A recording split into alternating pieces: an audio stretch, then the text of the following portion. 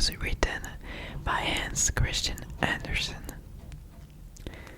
So, let's get started and let's switch to the French accent. Let's go.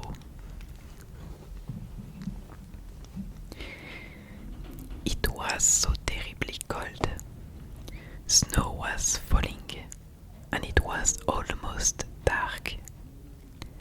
Evening came on, the last evening of the year. In the cold and gloom, a poor little girl, bareheaded and barefoot, was walking through the streets.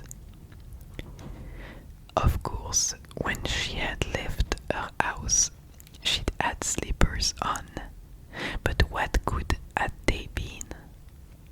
They were very big slippers, way too big for her, for they belonged to her mother. The little girl had lost them, running across the road, where two carriages had rattled by terribly fast. One slipper she'd not been able to find again, and the boy had run off with the other, saying he could use it very well as a cradle some day when he had children of his own.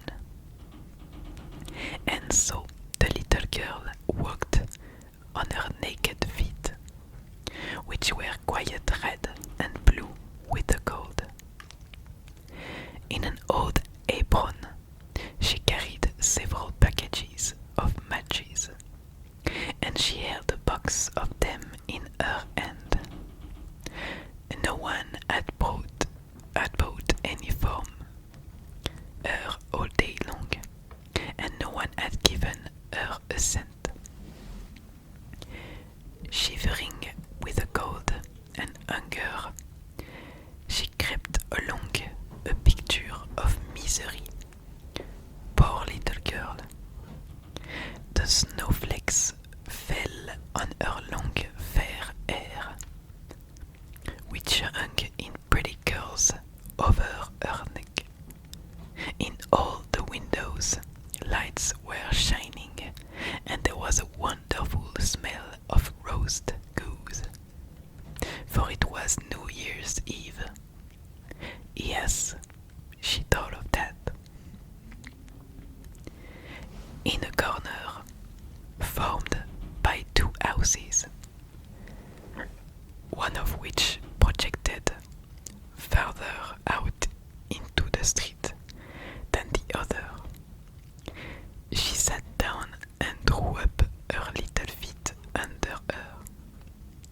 She was getting colder and colder, but did not dare to go home, for she had sold no matches, nor earned a single cent, and her father would surely beat her. Besides, it was cold at home, for they had nothing over them but a roof through which the wind whistled every though the biggest cracks had been stuffed with straw and rags.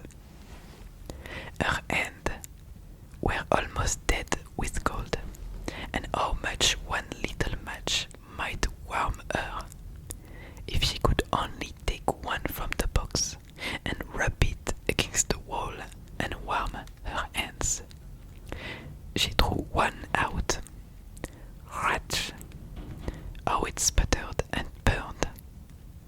It made a warm, bright flame, like a little candle, as she held her hand over it. But it gave a strange light. It really seemed to the little girl as if she were sitting before a great iron stove with shining brass knobs and a brass cover. How wonderfully the fire burned! How comfortable it was! The youngster stretched out her feet to warm them too. Then the little flame went out. The stove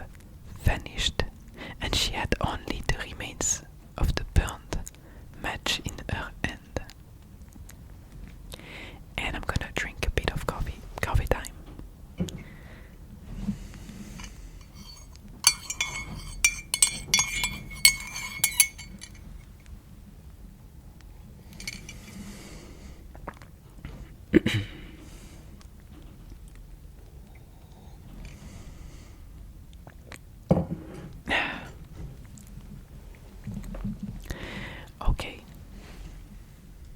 let's continue. She struck another match against the wall. It burned brightly, and when the light fell upon the wall, it became transparent, like a thin veil, and she could see through it into a room. On the table a snow-white cloth was spread, and on it stood a shining dinner service. The roast goose steamed gloriously, stuffed with apples and prunes. And what was still better, the goose jumped down from the dish and waddled along the floor with a knife and fork in its breast, right over to the little girl. Then the match went out, and she could see only the thick cold wall. She lighted another match. Then she was sitting under the most beautiful Christmas tree. It was much larger and much more beautiful than the one she had seen last Christmas through the glass door at the rich merchant's home. Thousands of candles burned on the green branches, and the colored pictures like those in the print shops looked down at her. The little girl reached both her hands towards them. Then the match went out. But the Christmas lights mounted higher. She saw them now as bright stars in the sky. One of them fell down, forming a long line of fire. Now someone is dying. To the little girl, for her old grandmother, the only person who had loved her and who was now dead, had told her that when a star fell down, a soul went up to God. She rubbed another match against the wall.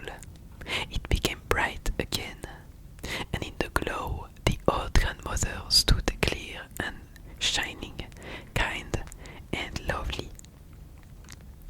"Grandmother," cried the child, "oh, take me with you.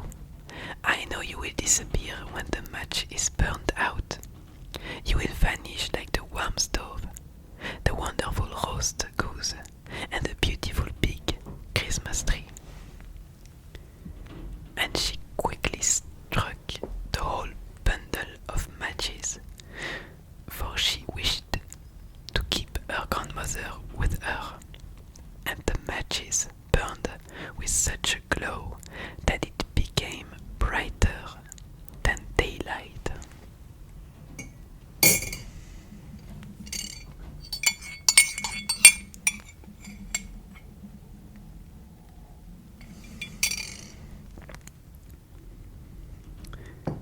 Grandmother had never been so grand and beautiful. She took the little girl in her arms, and both of them flew in brightness and joy above the earth. Very, very high, and up there was neither cold, nor hunger, nor fear. They were with God. But in the corner, leaning against the wall, sat the little girl with red cheeks and smiling mouth, frozen to death on the last evening of the old year. The New Year's sun rose upon a little pathetic figure.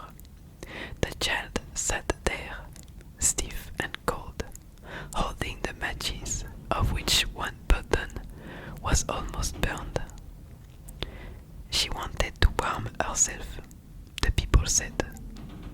No one imagined what beautiful thing she had seen, and how happily she had gone with her grandmother into the bright new year. And that's it. I I didn't know that story, but wow, this is very sad. Oh my god. I hope you liked it.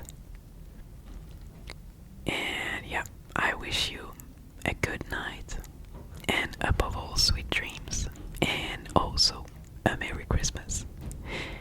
Bye bye.